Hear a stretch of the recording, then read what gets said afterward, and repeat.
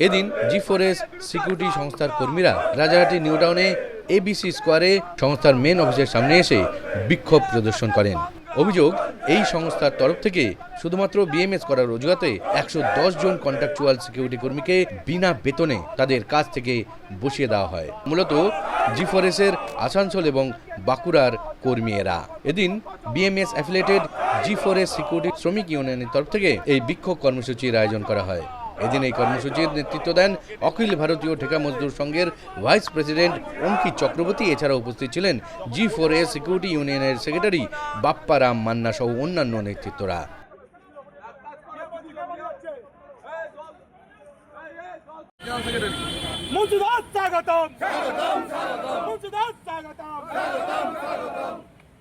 भारत माता की बीएमएस अमर रहे, बीएमएस अमर रहे।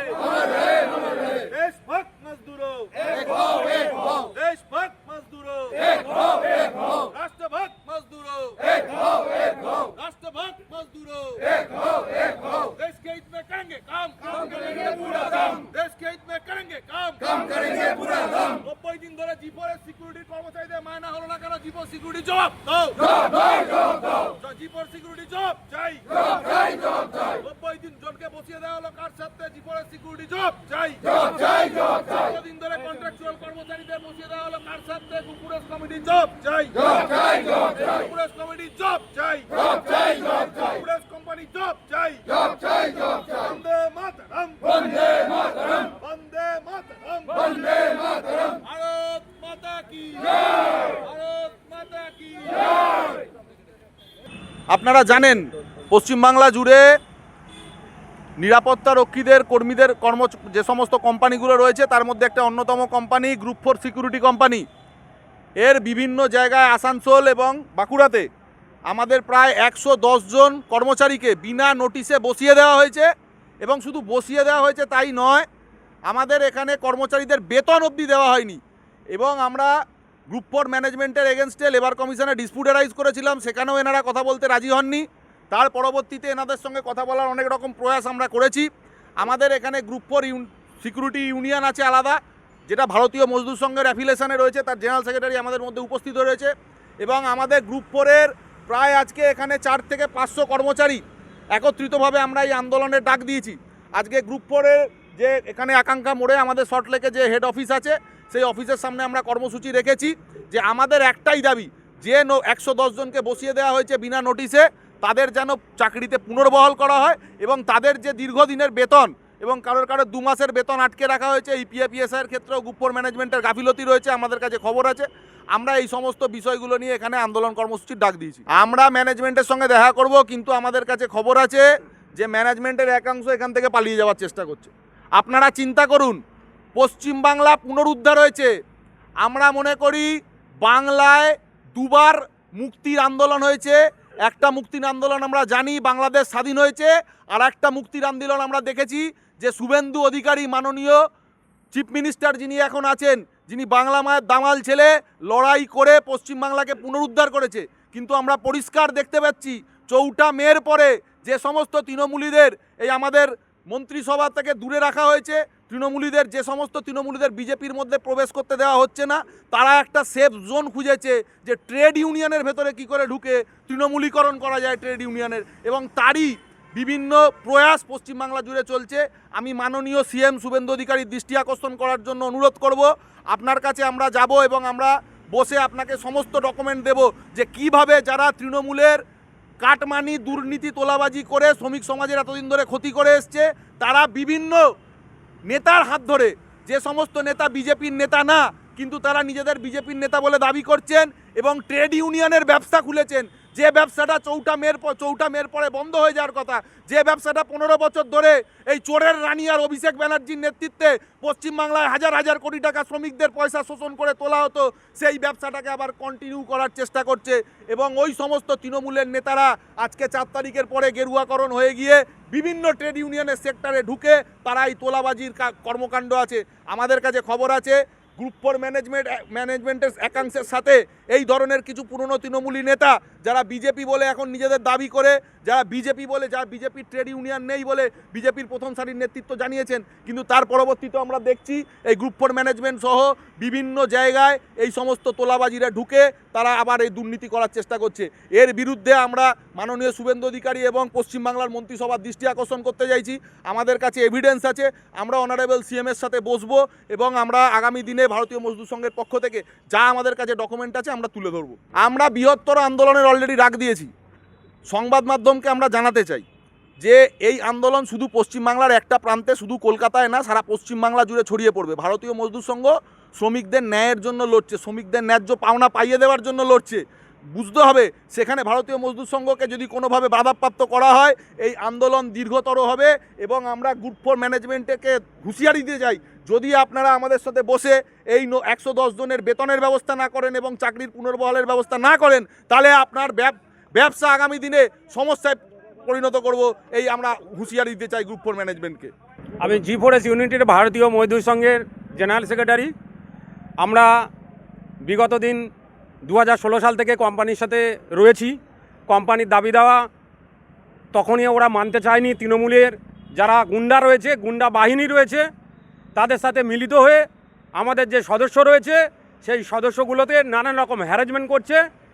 আজকের দিনে দাঁড়িয়ে 4 তারিখের পরে যেখানে সরকার বদল হয়ে গেল, এখনও তৃণমূলের সেই দাদাদের, সেই গুন্ডাদের, তাদের কথা শুনে কোম্পানি ম্যানেজমেন্ট সমস্ত সিদ্ধান্ত নিয়ে চলেছে।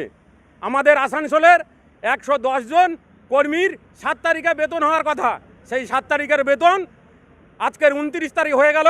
কোম্পানি ম্যানেজমেন্টকে লাগাতার জানানোর পরেও এখনও আমাদের সেই কর্মীদের বেতন পর্যন্ত পরিশোধ করেনি।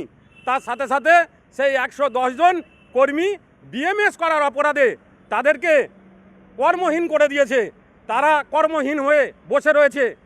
তাই আজকের আমাদের মূল দাবি, আমাদের শ্রমিকদের যে 110 জনের বেতন আটকে রেখে দিয়েছে সেই বেতন অবিলম্বে ছাড়তে হবে এবং তারা যে কর্মহীন, তাদেরকে যে বসানো হয়েছে তাদের যত শীঘ্রই সম্ভব তাদের কর্ম ফিরিয়ে দিতে হবে। না, অন্য কোনো কারণ নেই, শুধুমাত্র বিএমএস করার অপরাধে তারা ওখানে দাবি জানিয়েছিল যে আমাদেরকে বেতনটা দেওয়া হোক। কোম্পানি সেই বেতনটা দেয়নি এবং বিএমএস করার অপরাধে তাদেরকে বসিয়ে দেওয়া হয়েছে এবং তাদের স্যালারিটাও এখনও পর্যন্ত রিলিজ করেনি। ম্যানেজমেন্ট এখনও তৃণমূলী কালচারে চলতে অভ্যস্ত হয়ে গেছে। ভারতীয় মজদুর সংঘ তৃণমূলী কালচারে চলে না। আমাদের ভারতীয় মজদুর সংঘের একটা নীতি আদর্শ আছে, আমরা ওনাদেরকে বুঝিয়ে দিতে চাই যে সেই নীতি আদর্শের মধ্য দিয়ে চলতে হবে। ওনারা যেভাবে হোক আজকের আমাদের যে কর্মীগুলো কর্মহীন হয়ে আছে এবং তাদের মাইনা এখনও দেয়নি, স্যালারি দিতে হবে এবং যে বিএমএসের নীতি আদর্শ আছে এখন থেকে সেই নীতি আদর্শ মেনেই তাদেরকে চলতে হবে। আসলে গ্রুপ ফোর ম্যানেজমেন্টের কিছু বিষয় আপনাদের কাছে তুলে ধরি। এখানে এরা যে কাজটা করছে সেটা হচ্ছে বেছে বেছে আমাদের যেসব জায়গায় বিএমএসের ইউনিটগুলো আছে সেই সব ইউনিটের ছেলেদেরকে ডিউটি দিচ্ছে না, উপরন্তু প্রত্যেক দিন নিত্য নতুন লোককে তারা জয়েন করাচ্ছে এবং অর্থের বিনিময়ে, আমাদের কাছে যেটা খবর আছে, অর্থের বিনিময়ে ওরা যোগদান করায় এবং বেশ কিছু তৃণমূলের যারা র্যাকেট চালাতো, ম্যানেজমেন্টের দুর্ভাগ্য হলেও সত্যি ম্যানেজমেন্টের মধ্যে অধিকাংশ এরকম কিছু কর্মী রয়েছে গ্রুপ ফোর ম্যানেজমেন্টে যারা এই লেনা দেনাতে যারা কাটমানি খেয়ে ছেলেদেরকে ডিউটি দিত এবং ওরা ভালো ভালো যেগুলো ডিউটি, যেগুলোতে ভালো বেতন সুযোগ বা ভালো সুযোগ সুবিধা রয়েছে, সেই সব জায়গায় কাটমানির বিনিময়ে বা একটা মানির প্রথার বিনিময়ে, টাকা আদান প্রদানের বিনিময়ে তাদেরকে চাকরি দেওয়া হতো। এই বিরুদ্ধে দীর্ঘদিন ধরে বিএমএস, আমাদের বাপ্পাদা দীর্ঘদিন ধরে লড়াই আন্দোলন করে এসেছে। কিন্তু তারপরেও তখন যেহেতু বিএমএস ছিল না, যেহেতু আমাদের পশ্চিমবঙ্গে একটা অরাজকতার সরকার চলতো এবং কাটমানির সরকার চলতো, সেই কাটমানিতে ওরা অভ্যস্ত হয়ে গেছে। ওরা বুঝতে পারছে না যে কাটমানি সরকারকে সাধারণ মানুষ ছুঁড়ে ফেলে দিয়েছে।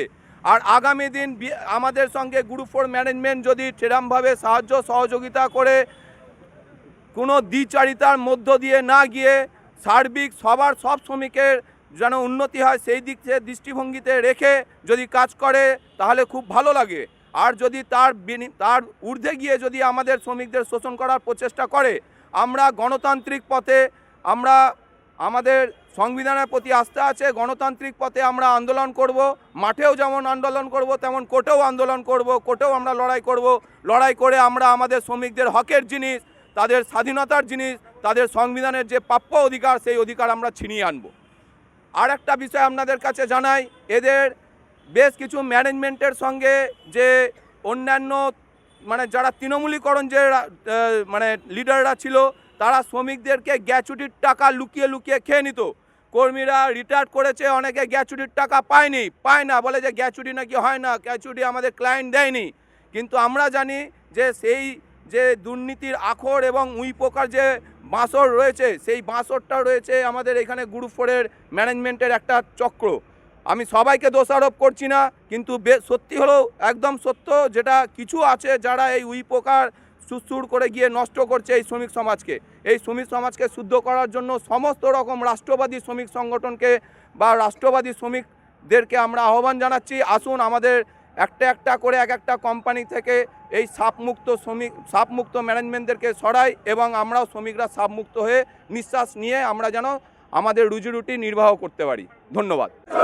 ছাঁটাইয়ের বিরুদ্ধে সংগ্রাম চলবে, শ্রমিকের সংগ্রাম চলবে, বিএমএস এর সংগ্রাম চলবে, বেতনের দাবিতে সংগ্রাম চলবে। আসানসোলের কর্মীদেরকে ছাঁটাই করা হলো কেন? গ্রুপ ম্যানেজমেন্ট জবাব দাও।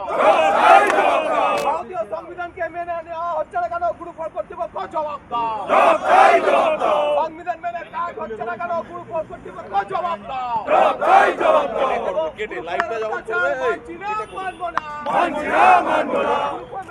যখন বলবো আবার মানবো না।